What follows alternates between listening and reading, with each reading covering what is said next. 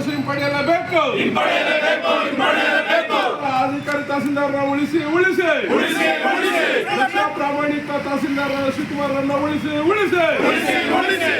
ಈ ದಲಿತಮಯಿ Arohalli taluk tahsildar R C ಶಿವಕುಮಾರ್ನೇನು ನೀವು ವರ್ಗಾವಣೆ ಮಾಡಿದ್ರಿ ಜಿಲ್ಲಾಧಿಕಾರಿಗಳು ಮತ್ತು ನಿಮ್ಮ ಅಂಡರ್ ಸೆಕ್ರೆಟರಿ ಪ್ರಿನ್ಸಿಪಲ್ ಸೆಕ್ರೆಟರಿ ಅವರಿಗೆ ನಾನು ನೇರವಾಗಿ ಎಚ್ಚರಿಕೆ ಕೊಡ್ತಾ ಇದ್ದೀನಿ. ನಾವು ಇವತ್ತು ಸಾಂಕೇತಿಕವಾಗಿ ನಾವೇನು ಪ್ರತಿಭಟನೆ ಮಾಡಿದ್ದೀವಿ ಮತ್ತು ಪ್ರೆಸ್ ಮೀಟ್ ಮಾಡಿದ್ದೀವಿ. ಈ ಹೋರಾಟ ಮುಂದುವರಿತಿದೆ. ಮುಂದಿನ ದಿನಗಳಲ್ಲಿ ಸೋಮವಾರದಿಂದ ಈ ತಾಲೂಕು ಕಚೇರಿ ಏನಿದೆ ನಾವು ಬಾಗ್ಲಾಗ್ತೀವಿ. ಯಾವ ಅಧಿಕಾರಿಗಳು ಮತ್ತು ಏನು ನೀವು ಪ್ರಭಾರ ಕನಕಪುರ ತಹಶೀಲ್ದಾರ್ಗೆ ಪ್ರಭಾರ ಕೊಟ್ಟಿದ್ದೀರಿ, ನಾವಿಲ್ಲಿ ಅಧಿಕಾರದ ಸ್ವೀಕಾರ ಮಾಡಲಿಕ್ಕೆ ನಾವು ಬಿಡೋದಿಲ್ಲ. ಈ jeep Kanakapura taluk office tahsildar jeep ಒಳಗಡೆ ಬರೋದಕ್ಕೂ ಬಿಡೋದಿಲ್ಲ. ಇಲ್ಲಿ ಕೆಲವು ವಿಚಾರಗಳನ್ನ ನಮ್ಮ ಸಂತ್ರಸ್ತ ಹೆಣ್ಣುಮಕ್ಕಳು ಬಂದಿದ್ದಾರೆ, ಕೆಲವು ದಾಖಲಾತಿಗಳನ್ನ ಕೊಟ್ಟಿದ್ದಾರೆ. ಅದನ್ನು ಕೂಲಂಕುಷವಾಗಿ ಪರಿಶೀಲಿಸಿ ಅವ್ರಿಗೆ ನ್ಯಾಯ ಕೊಡ್ತಕ್ಕಂಥ ಕೆಲಸನ ನಮ್ಮ ತಹಶೀಲ್ದಾರರು ಮಾಡ್ತಾ ಇದ್ರು. ಇವನ್ನೆಲ್ಲಾನು ನೀವು ಮನಗಂಡು ಜಿಲ್ಲಾಧಿಕಾರಿಯಾಗಿ ನಿಮ್ಮ ಕೈಯಲ್ಲಿ ಏನು ಮಾಡ್ಲಿಕ್ಕೆ ಆಗ್ತಾ ಇಲ್ಲ ಅನ್ನೋ ಒಂದೇ ಒಂದು ಕಾರಣ ಪತ್ರಿಕೆಯಲ್ಲಿ ಬರೀತಾ ಇದ್ರು ಬೆಳಗ್ಗೆ. ಜಿಲ್ಲಾಧಿಕಾರಿಗಳು ತಹಶೀಲ್ದಾರ್ ಕೆಲಸ ಏನು, ಎಷ್ಟು ಕೆಲಸ ಮಾಡ್ತಾವ್ರೆ, ಏನೇನು ಜನಪರ ದಲಿತರ ಪರ ಏನು ಕೆಲಸ ಮಾಡ್ತಾ ಇದ್ರು ಅನ್ನೋದನ್ನ ಬರೀತಾ ಇದ್ದನ್ನ ನೀವು ಸಹಿಸೋಕ್ಕಾಗಲಿಲ್ಲ.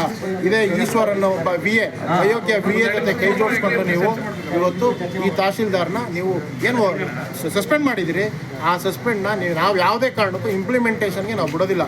ರೈತ ಸಂಘ ನೀವು ಯಾವುದೇ ಅಧಿಕಾರಿಗಳನ್ನ ಕರ್ಕೊಬಂದ್ರು ಎಲ್ಲ ಸಂಘಟನೆಗಳು ಸೇರಿ ನೀವು ಆ ಗೇಟಿಂದ ಆಚೆ ನಿಂತ್ಕೊತೀರಿ.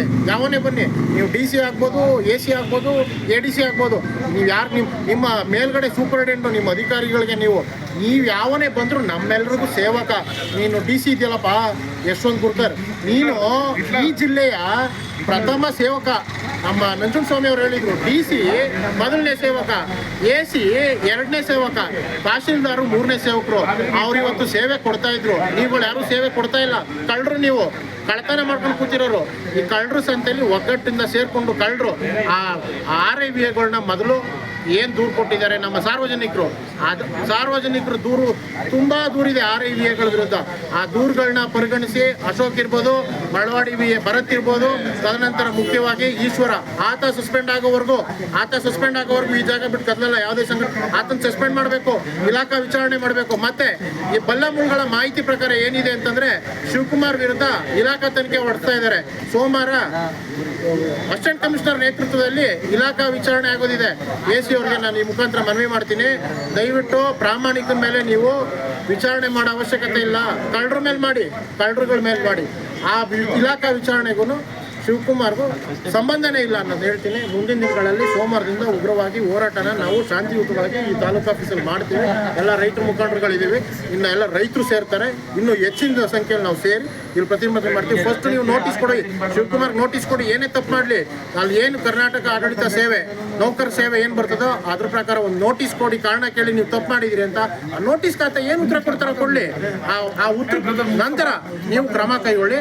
ಇದು ಎಚ್ಚರಿಕೆ DC ಅವ್ರಿಗೆ ನೇರವಾಗಿ ಎಚ್ಚರಿಕೆ ಕೊಡ್ತಾ ಇದೀವಿ. ರೈತ ಸಂಘದಿಂದ ಆ ಆದೇಶನ ರಿವೋಕ್ ಮಾಡಿ ಶಿವಕುಮಾರ್ಗೆ ಮತ್ತೆ ಇಲ್ಲಿ ಚಾರ್ಜ್ ಕೊಡಬೇಕು ಅಂತ ರೈತ ಸಂಘ, ಪ್ರಗತಿಪರ ಸಂಘಟನೆಗಳು, ದಲಿತ ಸಂಘಟನೆಗಳು ಎಲ್ಲರೂ ಸೇರಿ, ಸಾರ್ವಜನಿಕರೆಲ್ಲ ಸೇರಿ ಈ ಮುಖಾಂತರ ತಮಗೆ ಒತ್ತಾಯ ಮಾಡ್ತಾ ಇದೀವಿ. ಧನ್ಯವಾದಗಳು. ತಹಸೀಲ್ದಾರ್ ಅಮಾನತನ್ನು ಈ ಕೂಡಲೇ ಸರ್ಕಾರ ಹಿಂಪಡೆಯಲೇಬೇಕು.